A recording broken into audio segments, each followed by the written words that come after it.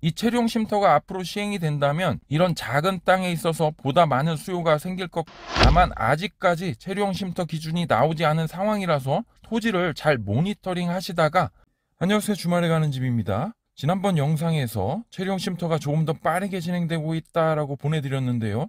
오늘은 이 채용 쉼터가 정착이 된다면 정말 농촌이 활성화되고 많은 도시민이 주말 영농을 할 것인가에 대해서 한번 이야기를 해보고자 합니다. 아직까지 채용 쉼터에 대한 어떤 내용도 확정되지 않은 상황입니다.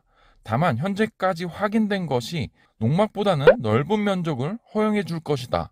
그리고 농막과는 다른 시설로 사람의 거주를 인정해주는 시설이다. 이 정도밖에 없습니다.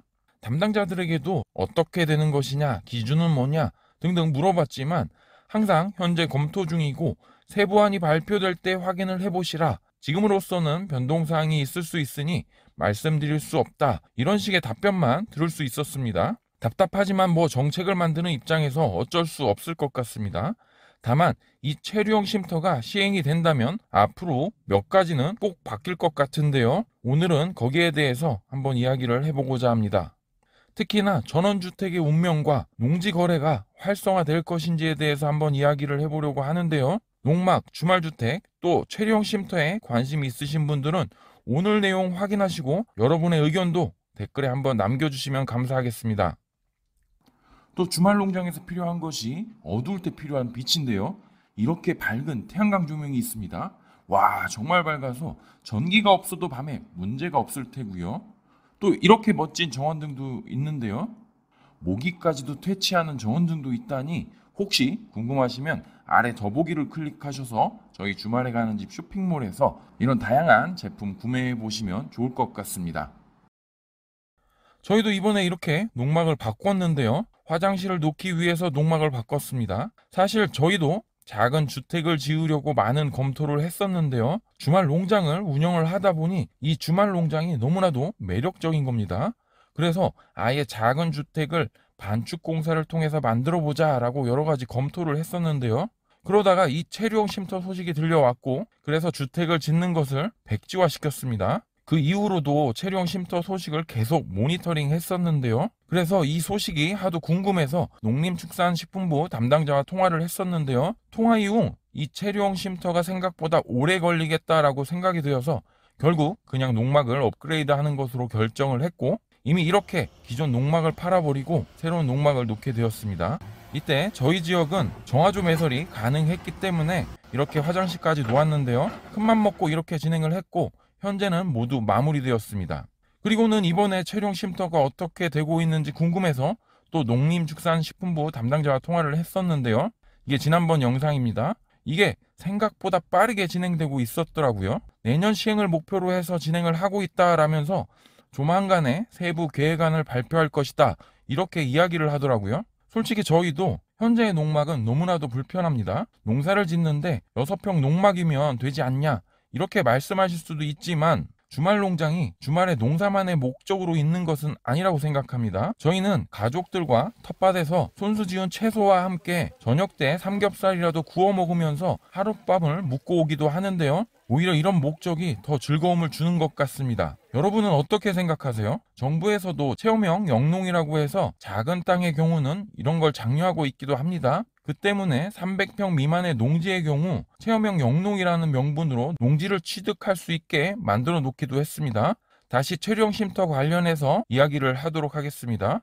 이 채용 쉼터가 줄 파급력은 아마도 상당하리라고 생각합니다. 왜냐하면 생각보다 농막이나 전원주택 이런 수요가 많기 때문입니다. 그래서 농막이란 게 그토록 불법 단속 했지만 사람들이 여전히 여기에 대한 관심이 상당히 많거든요. 얼마 전에 저희가 한번 영상을 찍었던 별빛 하늘 이동식 주택에서 전화가 왔는데요. 실제로 담당자와 이야기한 게 맞냐면서 생각보다 빠르게 진행되는 것에 조금 의아하게 생각하시더라고요. 역시 농막을 제조하는 업체 입장에서도 법규나 규제 등을 모니터링하면서 발빠르게 대응을 해야 하니까요.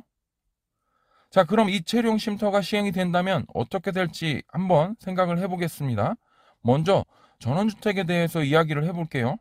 사실 사람들은 은퇴 이후 노년의 삶을 계획을 하는데요. 많은 분들이 전원주택의 삶을 한 번쯤 생각을 해볼 겁니다. 이는 사람들에게 있어서 하나의 로망 아닐까요? 전원의 삶에서 여유롭게 자연과 함께 사는 그런 모습을 동경하지 않을까요? 그래서 사람들은 이렇게 외진 곳에 멋진 집을 짓고 전원의 삶을 살아가시는 분들도 많이 있는데요. 하지만 이 전원주택의 삶은 솔직히 이야기하면 생각보다 멋지지 않습니다. 물론 이는 사람마다 다르게 느껴질 테고요. 저희도 경험을 해보았기에 이런 말씀 드릴 수 있는데요. 도시에서 살다가 전원주택의 멋진 부분만을 보고 바로 생활 환경을 바꾸신다면 더더욱이 이 전원주택에서 살아가는 것이 멋진 부분만 있는 것이 아니라는 것을 절실히 느끼실 수 있을 겁니다. 저희가 그랬거든요. 이 부분에 대해서는 여러 가지 다른 의견이 있을 수 있지만요. 하지만 분명한 것은 체류형 쉼터가 시행이 된다면 앞으로 이 전원주택의 인기는 정말로 사그라들 것 같은데요. 그 이유는 이 체류형 쉼터가 전원주택의 단점을 모두 해결해 줄 수 있을 것 같기 때문입니다. 사람들이 농막을 그토록 선호했던 이유는 전원의 삶을 해보고 싶지만 앞서 말씀드린 것처럼 전원주택의 경우 생각보다 어려움이 많기 때문에 그 대안으로 정말 불편함이 많지만 농막을 선택했던 것이죠. 현대인에게 있어서 5도 2촌의 라이프가 현재 많이 정착이 됐습니다. 이러한 삶의 형태가 정말로 행복감을 많이 주는 생활 방식인 것 같은데요. 특히 아파트를 좋아하는 한국 사람들에게 있어서는 이 이틀의 농촌의 삶의 경우는 삶의 활력소가 될 수 있다고 생각합니다. 그런데 이제 이 체류형 쉼터가 시행이 된다면 더더욱이 전원주택의 인기는 줄어들지 않을까 생각이 되는데요. 수요가 있어야 그 값어치를 제대로 인정받을 수 있는데 이런 수요가 없어진다면 앞으로 전원주택, 특히나 큰 평수의 주택의 경우 그 가치는 많이 떨어질 수 있을 것 같습니다. 여러분들도 전원의 삶을 생각하셨다면 이 점 꼭 참고하시기 바랍니다. 그 다음으로 시골 농지에 대해서 이야기를 해보려고 합니다. 특히나 300평 미만의 작은 땅에 대해서 이야기를 해보려고 하는데요. 저희도 농막을 놓으면서 땅을 정말 많이 보러 다녔습니다. 이게 좋은 땅을 찾기란 정말 힘든 과정인데요. 이런 시골 땅은 솔직히 인터넷에서도 잘 나오지 않는 경우가 많습니다. 직접 부동산을 찾아다니지 않으면 내 맘에 딱 맞는 땅 찾기가 정말 어려운데요. 이 체류형 쉼터가 앞으로 시행이 된다면 기존의 농막을 생각하셨던 분들이나 전원주택을 고민하셨던 분들의 수요가 다 이쪽으로 몰리지 않을까 생각이 됩니다. 체류형 쉼터의 경우 농막처럼 비좁지 않으면서 또 거주의 개념이 들어갔기 때문에 화장실 및 상수도, 전기 연결 등 이런 것들의 설치는 분명히 허용해 줄 것이기 때문이고요. 그동안 농막에 여러 가지 모호한 규제로 인해서 사람들이 정말 불편하게 지내왔고 많은 분들이 불법적인 것은 알지만 그냥 대크도 만들고 단속되면 치울 수 있게끔 해놓고 그렇게 지내셨는데요. 이런 눈치를 보지 않고 5도 2촌의 삶을 살 수 있게 된다면 이 체류형 쉼터가 사람들의 관심을 한 번에 받을 것 같습니다. 아직까지 체류형 쉼터 설치 기준에 대해서는 나오지 않았습니다만 기존 농막과 동일하게 300평 미만의 토지에 주말 체험 영농 개념으로 설치를 할 수 있게 해준다고 가정한다면 이런 작은 땅에 있어서 보다 많은 수요가 생길 것 같고요. 하지만 먼 곳의 토지보다는 도시 근교에 있는 이런 땅들의 수요는 아주 많아질 것 같습니다. 물론 지금도 수도권의 경우는 이런 작은 땅 자체를 찾기가 쉽지는 않지만 그래도 다녀보면 왕왕 있습니다.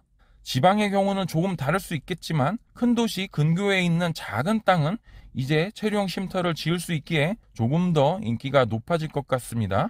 전원주택이나 주말 농장을 생각하셨던 분들이라면 보다 발빠르게 이런 땅 찾기 위해서 발품 팔으셔야 할 것 같고요. 다만 아직까지 체류형 쉼터 기준이 나오지 않은 상황이라서 토지를 잘 모니터링 하시다가 기준이 발표되는 순간 계약을 하시는 걸 추천드립니다.